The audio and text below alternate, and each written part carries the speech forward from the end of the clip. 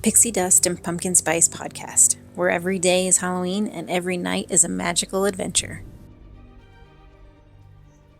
Happy Labor Day, everyone! We've got a lot to cover today, so buckle in for this ride through Halloween Horror Nights Hollywood and my birthday. Hey there, spooky friends! Welcome to another episode of the Pixie Dust and Pumpkin Spice podcast. I'm Nick, your host, and tonight we're in for an exciting and spine-chilling show. Get comfy, grab a cup of pumpkin spice, or something stronger if it's that kind of night, because tonight we're diving into everything from listener questions to Halloween Horror Nights comparisons and more. But that's just the beginning. We're going coast to coast to compare Halloween Horror Nights Hollywood with Halloween Horror Nights Orlando. I've been lucky enough to experience both, and tonight I'll break down the similarities and the differences, and of course, which event I think delivers the ultimate Fright Night experience. But wait, there's more. I'll be sharing my insider travel tips to make your visit to both coasts seamless and stress-free. Whether you're heading to sunny California or venturing to the spooky streets of Orlando, I've got you covered, with all the tips and tricks you need to make the most of your time. And of course, it wouldn't be a special Pixie Dust and Pumpkin Spice podcast episode without some chilling historical Halloween stories to keep the spooky vibes alive. I've got some eerie tales from Halloween's past that might make you look over your shoulder a little more often. So sit back, relax, and get spooky. Alright, let's dive into those listener questions. First up, I'll be answering all the burning questions you sent in after our last episode. Trust me, there are some good ones here. Everything from the best time to visit Halloween Horror Nights Orlando to whether the RIP tour is really worth the splurge. Spoiler alert, I've got some opinions. First up, we've got a question from a listener who asks, what's the best time to visit Halloween Horror Nights Orlando? This is such a great question because, as many of you know, Halloween Horror Nights Orlando can get wild. Now, if you're looking to avoid the massive crowds but still want to experience the event in all its terrifying glory, I'd recommend going during the middle of the week. Think Tuesday or Wednesday, especially early in the season like September. Not only are the crowds lighter, but the energy is still high and the houses are fresh. Last year, I went on a Wednesday in mid-October and it was perfect. We didn't feel rushed and we got to do all the houses without insane wait times. Plus, the weather was just starting to cool off, so it wasn't quite as humid as Orlando usually gets. Honestly, the earlier in the season the better, unless you're a diehard Halloween fan who wants to experience it closer to October 31st, which I totally get. Here's the next question, and it's a big one. Is the RIP tour really worth it? Now, if you caught my last episode, you know I'm a huge advocate for splurging on extras that make your life easier during big events like Halloween Horror Nights. The RIP tour is no exception. Honestly, I can't imagine going to Halloween Horror Nights Orlando without it now. With the RIP tour, you're skipping the lines for the haunted houses, getting VIP guides who know all of the ins and outs of the event, and you even get some backstage access that regular ticket holders don't. I know it's a bit of a splurge, but if you can budget for it, it is totally worth it. You'll experience so much more and won't feel rushed to cram everything in. I love hearing from you guys and answering your questions, so keep them coming in. Alright, now let's get a little philosophical. Why do we love being scared? What draws us to haunted attractions like moths to a flame? Why pay to be chased by chainsaw-wielding maniacs at haunted houses? Fear. It's one of our most basic instincts, right? It's what's kept us alive for centuries, running from predators, staying away from danger. But now, we're paying good money to be chased by guys in chainsaw masks and clowns with creepy smiles. Here's a listener response from Mindy. Universal Horror Nights offers you an exhilarating mix of adrenaline and creativity. The anticipation of new haunted houses and the immersive experiences keep the excitement fresh each year. Plus, the thrill of being scared in a fun, controlled environment makes for unforgettable memories. I just love every year, everything that goes on at the haunted houses and all of the fun that we have. It's truly one of the best experiences. I can't wait to go every year. Why do we do this to ourselves? Is it the adrenaline rush, the thrill of knowing we're in danger but not really in danger? Is it because in a world that feels so controlled and sanitized, haunted houses and horror movies are one of the few places where we can let go and feel something raw and primal? Here's another listener response from Lori. What keeps me going back to horror nights is the change of the haunted houses every year. And I just want to see what's next and how they top the previous year. It's really fascinating when you think about it. We spend so much of our lives avoiding fear, yet every Halloween season we flock to haunted attractions ready to be scared out of our minds. Maybe it's because fear, when experienced in a safe environment, reminds us that we are alive. Or maybe, just maybe, it's our way of facing the unknown in a controlled setting. Alright, now let's get into the nitty-gritty Halloween Horror Nights Hollywood versus Halloween Horror Nights Orlando. I've had the pleasure of visiting both, and let me tell you, they each have their own unique vibe. Let's start with Halloween Horror Nights Orlando. It's massive. Orlando is like the Disney World of haunted events, and I mean that literally and figuratively. With 10 haunted houses, 5 scare zones, and 2 live shows, there's something for every horror fan. The scale alone is impressive, and because the event takes place at Universal Studios Florida, there's so much space to spread out. But there's nothing quite like walking through scare zones that are packed with scare actors who are fully committed to their roles. One of my favorite moments in Orlando was walking through the Dark Zodiac scare zone. Picture this: fog rolling in, eerie music playing, and then bam! You've got dark and twisted versions of everyday run-of-the-mill Zodiac signs coming after you. It felt like I was really in a horror movie. But Hollywood. It's got that authentic movie magic. The mazes are built right on the backlots of Universal Studios, so when you're walking through them, you're literally on the sets of iconic horror films. Hollywood might not have as many houses as Orlando, but what it lacks in quantity, it more than makes up for in quality. There's something about knowing you're walking through the same areas where your favorite horror movies were filmed, and that makes it extra special. Oh my gosh, the Terror Tram. If you're a fan of classic horror films, this is an absolute must. You're driven through the backlot, and then you get to walk around and experience scenes from iconic horror movies come to life. It's surreal, and definitely something that sets Hollywood apart. So which one is better? Honestly, it just depends on what you're looking for.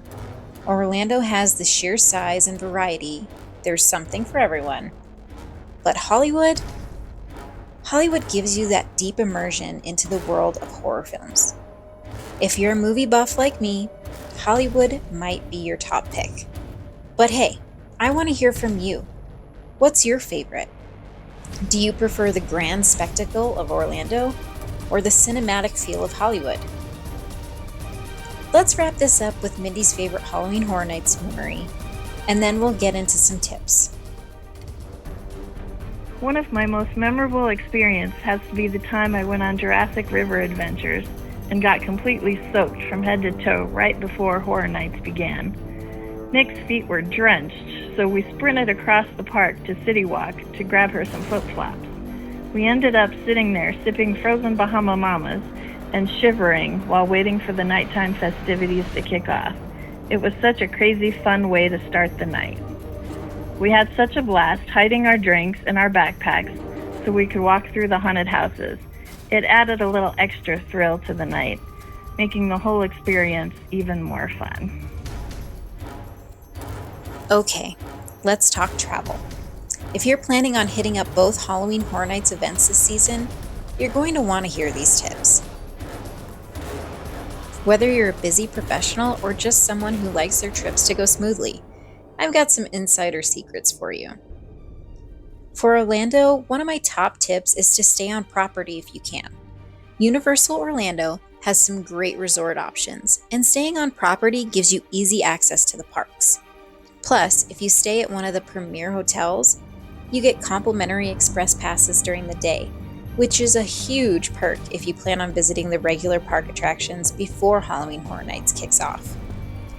If you purchase the RIP tour, it comes with valet parking. But if you plan on drinking or feel you will just be too tired after the parks, it's better to just use a rideshare app such as Uber or Lyft. I've heard really good things about Lyft lately, and honestly, my experience with Uber last time was not very favorable. My Uber driver did not speak or read a letter of English, and I don't speak any other languages. So I had to use Google Translate on my phone to get to Universal, and it still took an extra 30 minutes of driving to get me there because he could not figure it out or read the signs. It was a costly ride, and it was pretty frustrating for me. For Hollywood, you'll want to plan ahead for traffic. Again, I would take a rideshare. LA is infamous for its gridlock, so give yourself plenty of time to get to the park. Also, look into staying at a hotel nearby if you're doing a weekend trip. Trust me, avoiding that post-Halloween Horror Nights drive through LA traffic will be worth it. Use the park's mobile apps. Both Universal Hollywood and Orlando have mobile apps that offer real-time updates on wait times for attractions, show times, and food options. Download the app before you visit and use it to check wait times for haunted houses and get alerts on any event changes. This will help you plan your route through the event and avoid long waits. Pack a portable charger. Your phone is going to be your best friend for checking wait times, navigating the park, and capturing spooky moments. Make sure to bring a portable phone charger so you don't run out of battery halfway through the night. There's nothing worse than having your phone die when you need it most. Wear comfortable shoes. You'll be doing a lot of walking and standing during your visit to Halloween Horror Nights. Choose comfortable, supportive shoes that you've broken in. Avoid new shoes that could cause blisters. This will ensure that you can enjoy the event without your feet giving out. Bring a small backpack. A small backpack or fanny pack is perfect for carrying essentials like water bottles, snacks, a light jacket because it can get chilly at night, and any personal items. It also helps you stay hands-free while navigating through the park and enjoying the attractions. Take advantage of single rider lines. Some attractions offer single rider lines, which can be much shorter than the standard lines. If you don't mind splitting up from your group temporarily, this can be a great way to cut down your wait times and experience more attractions. Bring a reusable water bottle. This will help you stay hydrated throughout the day and could help you make any drinks you have more portable. I always bring a collapsible water bottle, like those made by Vapor, and a silicone cup cover and straw by Go Silly. They give you paper straws, and really, that's just no fun. Pack what you need. I'm an advocate of just bringing your carry-on when flying for ease. I bring my personal item, which is my backpack, and my carry-on suitcase as my carry-on. If you're staying for a while, there are other tips and tricks that will help you make your clothes last longer, like pack your outfits using clothing you can use more than once, like your shorts. How many tops can you pair with them? It sounds nerdy, but you could even make a spreadsheet of your outfits if you're a bounder, so you know what to bring and what matches with what. Keep your toiletries small if you decide to bring them. Most hotels have the basics. Using these hacks can enhance your Halloween Horror Nights experience and help you make the most of your spooky adventure. Okay, now I've got some chilling tales of Halloween history for you. Tonight, we're going back to the origins of some of our favorite spooky traditions. Let's start with the story of Stingy Jack, the man behind the legend of the jack-o'-lantern. Here is the legend of Stingy Jack. The legend of Stingy Jack dates back to Irish folklore and is deeply intertwined with the origins of Halloween. The story, which has variations in different cultures, centers around a character named Jack, who is depicted as a miserly and dishonest man. According to the most common version of the legend, Jack was a farmer who was known for his trickery and deceit. He was so greedy and cunning that he was disliked by both his fellow humans and the supernatural beings of his time. His unrepentant nature made him the subject of several tales and warnings. The most famous part of Jack's tale involves his encounter with the devil. One version of the story says that Jack tricked the devil into climbing into a tree and then trapped him by carving a cross into the trunk. Jack made a deal with the devil, demanding that he never take Jack's soul. The devil agreed, and Jack released him. However, when Jack died, his troublesome behavior and trickery led him to be denied entry to both heaven and hell. The devil, keeping his end of the bargain, sent Jack away with only a burning coal to light his way through the darkness. Jack placed his coal into a hollowed-out turnip to create a lantern that would guide his way. Jack's lantern became a symbol of his wandering spirit, and the tradition of carving turnips as lanterns began in Ireland and Scotland. These carved turnips were used to ward off Jack's spirit and other evil entities. The lanterns, with their eerie glow, were set out on Halloween to scare away ghosts and spirits. When Irish and Scottish immigrants came to America, they found that pumpkins, which are larger and are easier to carve than turnips, made better lanterns. The tradition of carving pumpkins, which came to be known as jack-o'-lanterns, was born from the adaptation of the old turnip lanterns. The name jack-o'-lantern was transferred from the turnip to the pumpkin, and the story of Stingy Jack evolved into a quintessential part of Halloween lore. Today, the jack-o'-lantern is a staple of Halloween decorations. It represents both the historical tradition of carving lanterns to ward off spirits and the evolution of the Halloween holiday into a time of playful and spooky fun. The carved pumpkin, with its grinning or ghastly face, remains a symbol of Halloween and a nod to the ancient tale of Stingy Jack. The story of Stingy Jack serves as a reminder of the origins of Halloween customs and the way folklore can influence modern traditions. The transformation of the turnip lantern into the pumpkin jack-lantern reflects how cultural practices adapt and evolve over time. All right, one more historical tale to tell, and we'll move on. The legend of the Hanged Man. One of the most eerie and lesser-known Halloween legends is the story of the Hanged Man, which originates from the Old English custom of Hanging Day. This grim tradition was part of a larger celebration known as Hallowtide, which took place during the medieval period. The Hanged Man is said to have been a notorious figure from the early 17th century. According to the legend, a man named Robert Blackwood was condemned to hang for crimes he claimed he did not commit. Before his execution, Blackwood made a chilling proclamation. He would return from the grave to seek revenge on those who wronged him. On the night before his execution, Blackwood was said to have appeared to his jailers, warning them of his impending return. The day after, on the eve of his hanging, the town experienced a series of inexplicable and terrifying events. Shadows danced in the streets, and a strange fog enveloped the town, causing widespread panic. As the tale goes, Blackwood's execution was carried out, but the townspeople soon began to report sightings of a spectral figure hanging from a tree in the town square. The figure was described as a ghostly apparition of Blackwood, swinging from the rope with a mournful expression. The story of the Hanged Man became a popular tale during the Halloween season, symbolizing the idea of restless spirits seeking vengeance. It served as a cautionary tale about the consequences of injustice and the haunting nature of unresolved wrongs. Over time, the legend was woven into Halloween traditions and folklore. In some regions, people would tell the story around bonfires or on Halloween night, using it as a chilling reminder of the ghosts of the past. The Hanged Man's story also influenced various Halloween decorations and imagery, including the use of hanging figures and ghostly apparitions. Today, the Hanged Man is often referenced in literature, films, and Halloween events. Its chilling narrative resonates with themes of revenge and the supernatural, making it a fitting addition to the lore of Halloween. Now we're diving deep into the ultimate VIP experience at Halloween Horror Nights with a detailed look at the RIP Tour.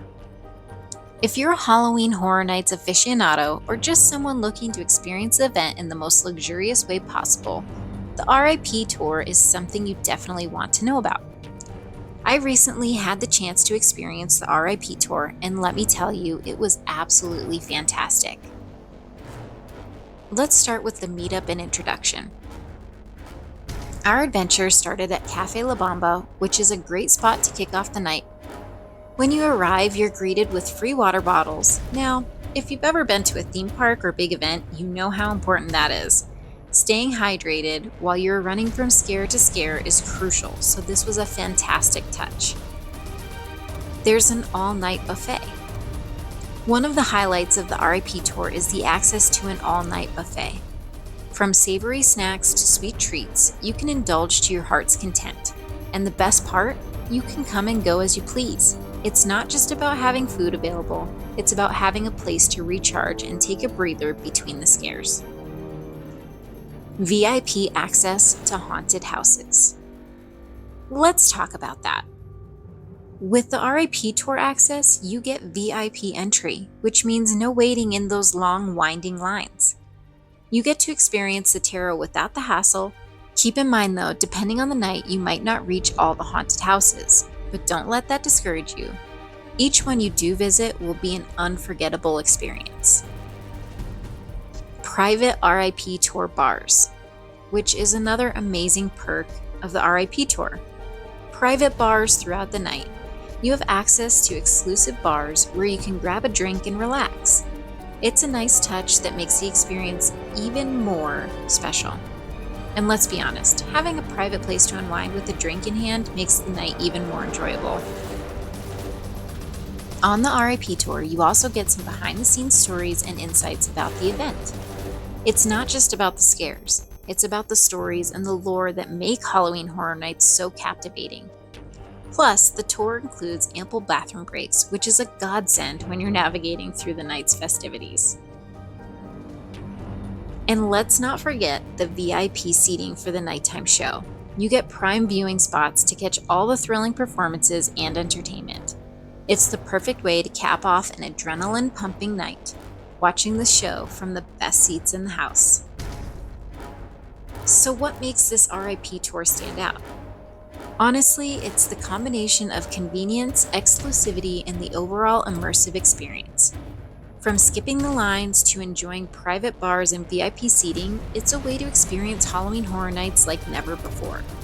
If you're looking to make your night truly unforgettable, the RIP Tour is the way to go. Alright, this last week was my birthday. So for my birthday, my amazing husband started the day by bringing me tea in bed, just like he always does. After his usual dirt bike ride, we set off on a surprise adventure. I had no clue where we were going, but as we drove down to the valley, he started getting more and more stressed, worrying that we might not make it in time. I tried to stay relaxed as he raced against the clock. It turns out he had booked a spa day for me at the Scottsdale Princess Resort's Sicily Spa. The day included a Sicily tranquil massage, which was absolutely perfect.